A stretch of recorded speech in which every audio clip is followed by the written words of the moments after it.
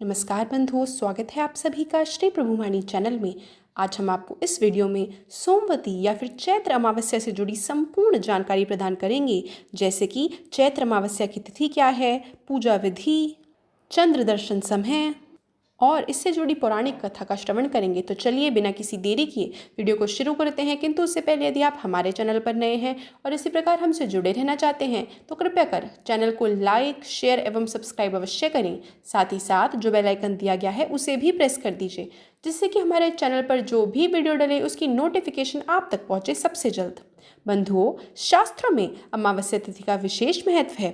साल में 12 अमावस्या पड़ती है, यानी कि प्रत्येक माह में एक अमावस्या। चैत्र माह की अमावस्या तिथि चैत्र अमावस्या कहलाती है। शास्त्रों में यह तिथि पितरों को मोक्ष दिलाने वाली मानी गई है। अमावस्या के दिन पवित्र नदियों में स्नान, पितरों के निमित्त दान, तर्पण और श्राद्ध किया जाता है। चैत्र अमावस्या को पवित्र नदियों में स्नान करने से देवी देवताओं का आशीर्वाद प्राप्त होता है। आइए सबसे पहले जान लेते हैं कि साल 2024 में चैत्र अमावस्या कब है। तो बंधुओं, इस साल चैत्र अमावस्या 8 अप्रैल यानी कि सोमवार के दिन है। बता दें कि चैत्र कृष्ण अमावस्या तिथि प्रारंभ होगी 8 अप्रैल सुबह 3:21 पर और यह समाप्त होगी 8 अप्रैल रात 11:50 पर। और बंधुओं, चंद्र दर्शन का समय रहेगा 9 अप्रैल शाम 6:44 से लेकर के रात 7:30 तक। आइए बंधुओं, अब चर्चा कर लेते हैं चैत्र अमावस्या पूजा विधि को लेकर। तो शास्त्रों के अनुसार हर माह की अमावस्या तिथि पितरों की समर्पित होती है। इस दिन प्रातःकाल दैनिक कार्यों से निवृत्त होकर किसी पवित्र नदी, जलाशय, कुंड या फिर कहीं पर जाना संभव ना हो तो घर पर गंगा जल मिले जल से ही आप स्नान कर लें और सूर्य देव को तांबे के पात्र यानी कि तांबे के लोटे से जल का अर्घ दें।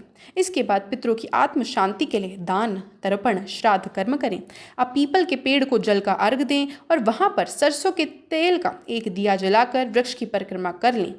इसके बाद शनि चालीसा और शनि मंत्रों का जाप करें। आइए अब श्रवण कर लेते हैं चैत्र अमावस्या यानी कि सोमवती अमावस्या से जुड़ी पौराणिक कथा का। तो बंधुओं, बहुत समय पहले की बात है। एक राजा एक नगरी में राज किया करता था। उसकी प्रजा और परिवार दोनों ही सुख से रहते थे और राजा की रानियां बहुत धार्मिक थी।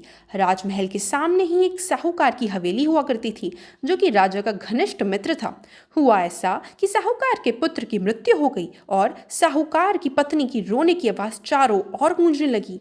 वह सुन रानी ने राजा से साहूकार की पत्नी के रोने का कारण पूछा तो उसे सारी बात पता चली। तब रानी ने प्रश्न किया कि दुख क्या होता है। इस पर राजा ने कहा कि जब तुम्हारा पुत्र मृत्यु को प्राप्त होगा तब तुम्हें अपने आप पता चल जाएगा। यह सुनते ही रानी ने अपने पुत्र को महल से नीचे फेंक दिया, लेकिन भगवान की कृपा से वह बच गया। रानी ने फिर प्रश्न किया, दुख क्या होता है। तब राजा ने कहा कि वह पड़ोसी राज्य में युद्ध करने जा रहा है। जब उसके मृत्यु का समाचार मिलेगा तब रानी को उत्तर मिल जाएगा। लेकिन रानी अमावस्या का व्रत करती थी, जिसके कारण राजा विजयी होकर लौटा। रानी को उसका उत्तर मिलता ही रह गया तो उसने फिर पूछा, जिसके बाद राजा ने कहा कि अब हम माँ गंगा के दर्शन करने जाएंगे। जब मैं वहां जाकर गंगा नदी में कूद जाऊंगा तब तुम्हें दुख का पता चलेगा।